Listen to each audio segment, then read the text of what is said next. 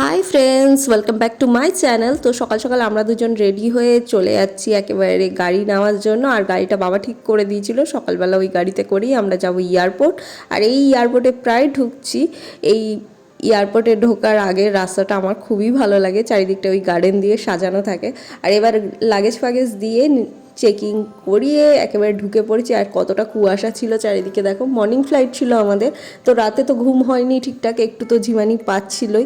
তারপরে আমরা উঠে গিয়েছিলাম একেবারে এয়ারবাসে উঠে আমরা এয়ার ইন্ডিয়ার ফ্লাইট দেখতে দেখতে একেবারে এগিয়ে চলেছি আমাদের এয়ার এশিয়ার ফ্লাইটের দিকে। তো এয়ার এশিয়ান ফ্লাইটে আমরা আজকে বুকিং করেছি গুজরাটে যাওয়ার জন্য।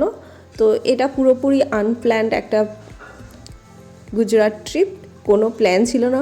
হঠাৎ এদিক ওদিক ভাবতে ভাবতে হঠাৎই প্ল্যান করা এই গুজরাটের কথা, যে গুজরাটটা ঘুরে আসি। আগে আমার যেহেতু ঘোরা হয়নি, অরিন্দ্রজিতেরও ঘোরা হয়নি, তো আমরা এটা ঘুরে আসবো। আর এখানে আমরা ঠিক করেছি local sightseeing, local trip যেগুলো করব নিজেরা গিয়ে ফটাফট ওখানেই ফিক্সড করব, ওখানেই গাড়ি নেব, হোটেল বুক করব। তো এটা কোনোই প্ল্যান করা না, তো ওই হিসাবেই আমরা ওখানে থাকবো বা খাবো লোকাল ফুড।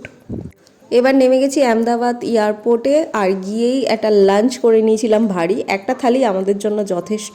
তো এখানে ডাল ছিল, একটা আলুর সবজি ছিল, আর একটা কী সবজি ছিল আমার ঠিক এই মুহূর্তে মনে নেই, স্যালাড ছিল, গোলাপ জামুন ছিল, আর এখানে পাঁপড় ছিল। তো এই খাবারটা ছিল বেস্ট।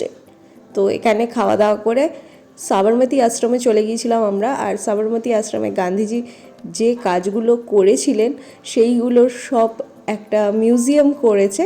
তো সেই মিউজিয়ামটা দেখছিলাম, বা উনি কীরকম জায়গায় থাকতেন, কি কি জিনিস ইউজ করতেন। আর এই যে চরকি, যেখানে কাপড় বোনা হতো আগেকার দিনে। আর এখানে একটা 3D পিকচার বানানো হয়েছিল, তো সেটাও আমরা দেখলাম। এরপরে একটা পিকচার দিয়ে একটা হলঘর সাজানো ছিল, যেখানে আমরা গেলাম। পিকচারগুলো তো অসাধারণ ছিল, সেগুলো দেখছিলাম। তারপরে চলে গিয়েছিলাম আমরা সোজা অটল ব্রিজের উদ্দেশ্যে। আর এই অটল ব্রিজের পার্কটা খুবই সুন্দর ছিল, অনেক বড় পার্ক ছিল, গার্ডেন ছিল, ফ্লাওয়ার ছিল চারিদিকে। আর লোকজনের সংখ্যা দেখেছো, বেশ অনেকটা ভর্তি।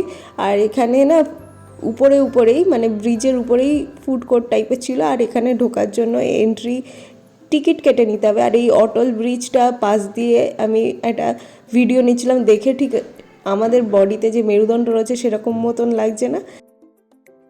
এরপরে চলে গেছিলাম আমরা ল গার্ডেনটা তো অনেক বড় ছিল, অনেকে দেখলাম ওয়াক করছে, আর ইভিনিং ওয়াক, আর অনেক খেলার মাঠ ফাট ছিল। যাই হোক, এরপরে আমরা চলে এসেছি এখানে মার্কেটে এসে দেখছি অনেক রকম লেহেঙ্গা চলি বিক্রি হচ্ছে, যেগুলো বেসিক্যালি ওরা ডান্ডিয়াতে খেলে।